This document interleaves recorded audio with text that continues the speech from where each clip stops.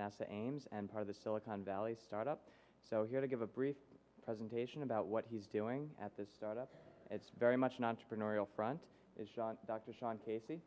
And then after that, we'll go into the business plan competition. Sean?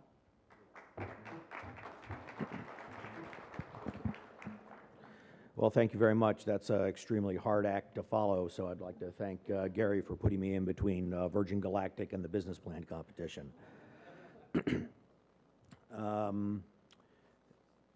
This is a very important issue. What I feel is that, George spent some time talking about what's happening on an almost international level with the Abu Dhabi Sovereign Wealth Fund investing in Virgin Galactic. I think my theme is think global, act local. What I'm concerned with is entrepreneurship here in Silicon Valley and how that can connect to our new space industry.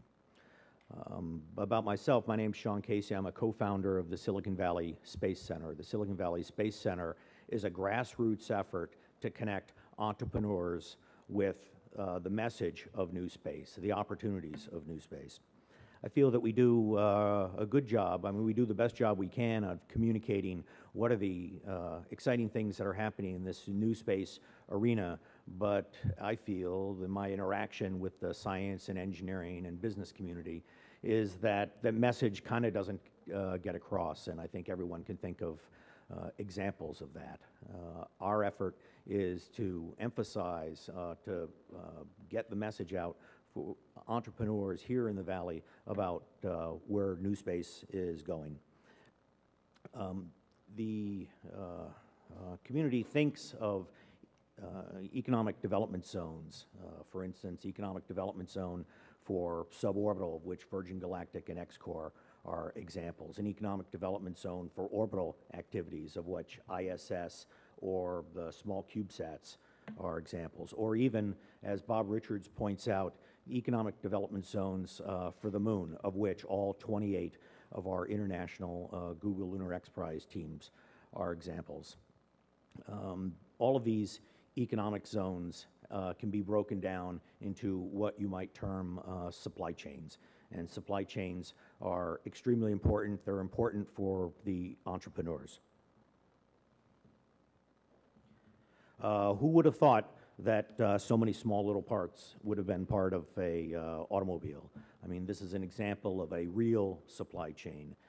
In our new space industry, we see both real and virtual supply chains developing. Examples of those supply chains might be the NASTAR facility, which is a precursor to suborbital spaceflight. You might also think of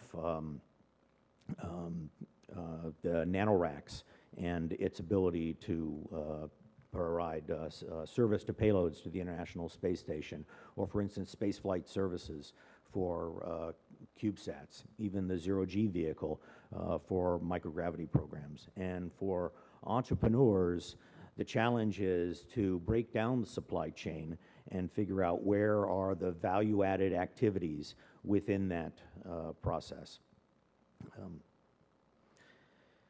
The business plan competition is, in fact, a good example of that, and that's what's coming up next.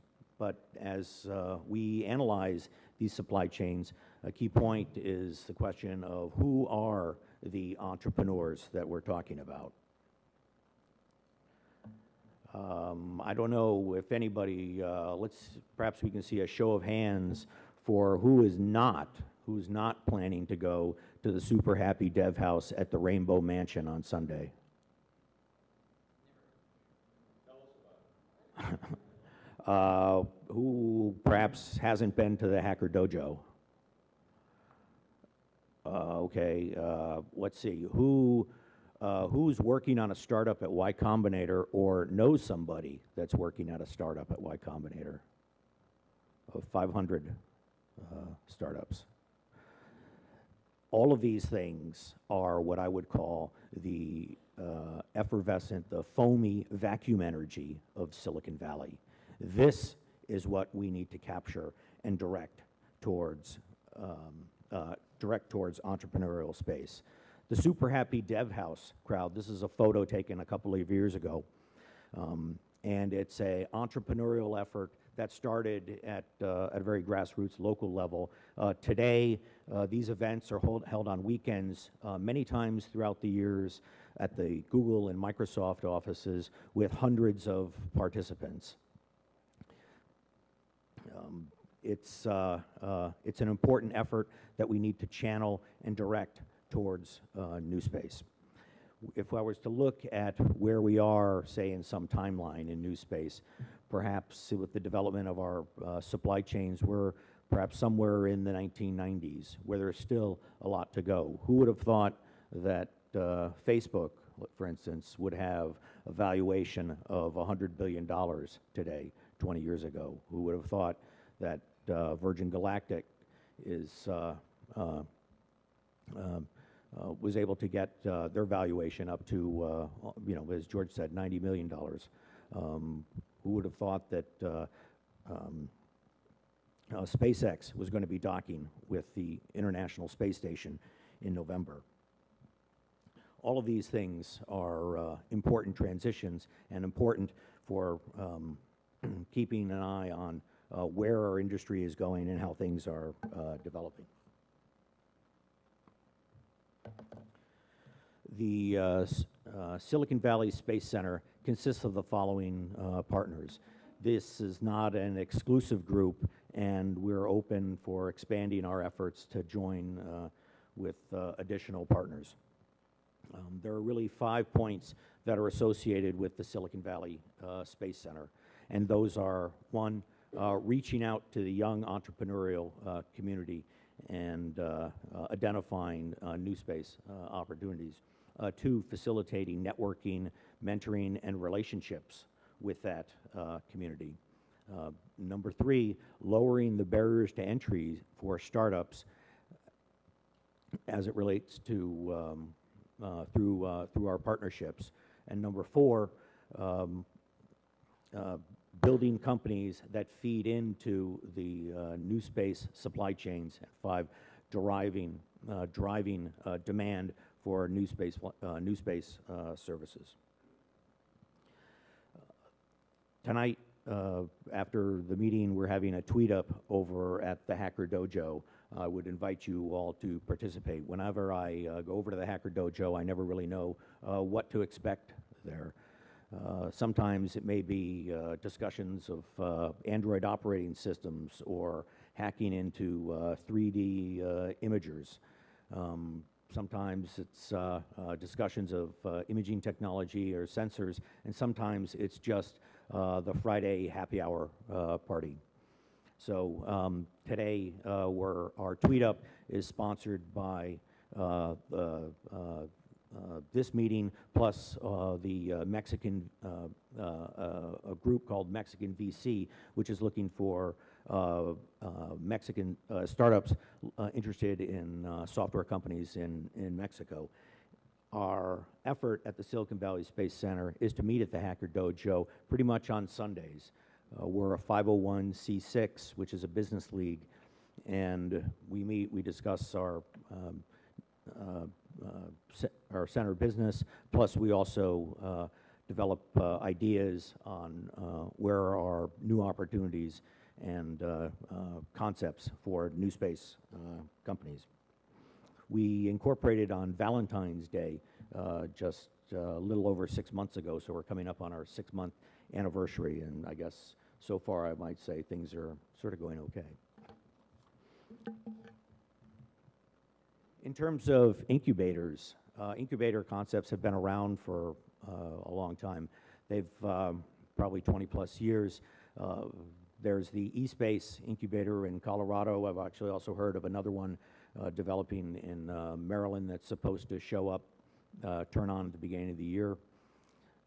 Here in Silicon Valley, there are a number of incubator type programs. Idea Labs was the genesis of the blastoff.com effort, which I believe sort of kicked off that entrepreneurial let's go to the moon program. There's also Space Angels, who has been around for a couple of years supporting aerospace ventures.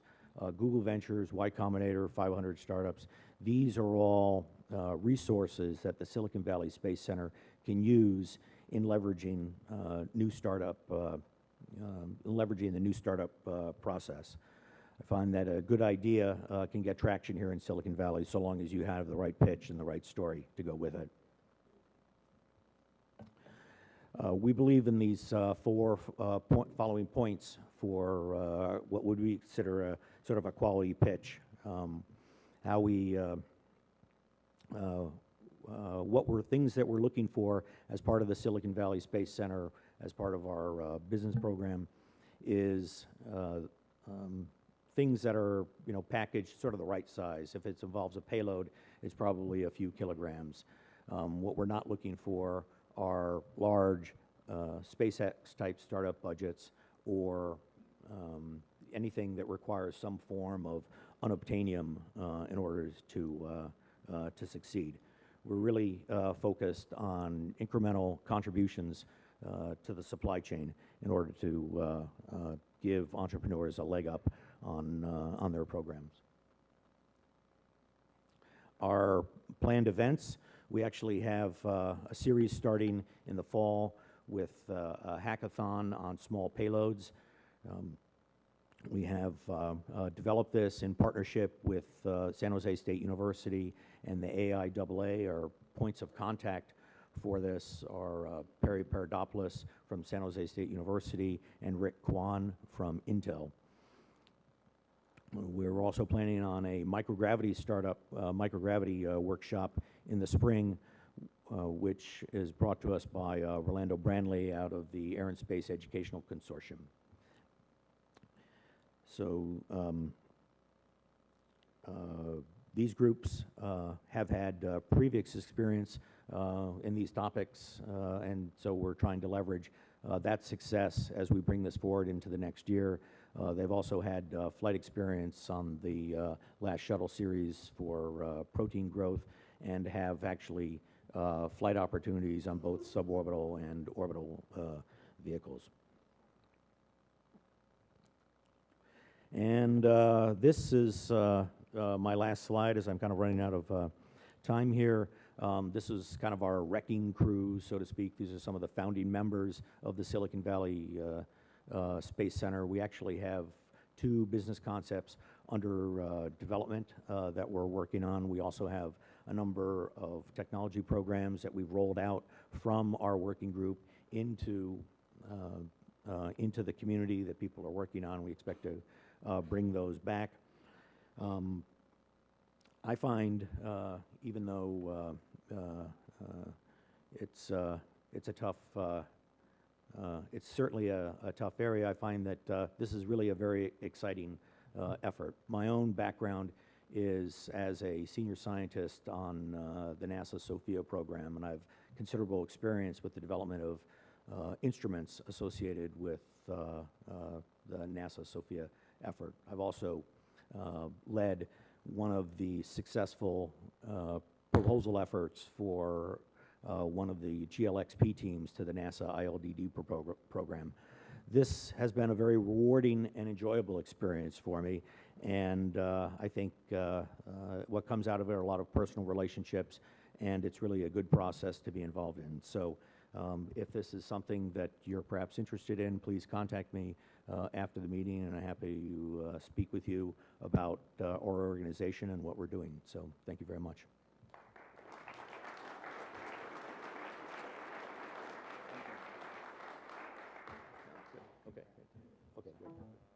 Thank you, Sean.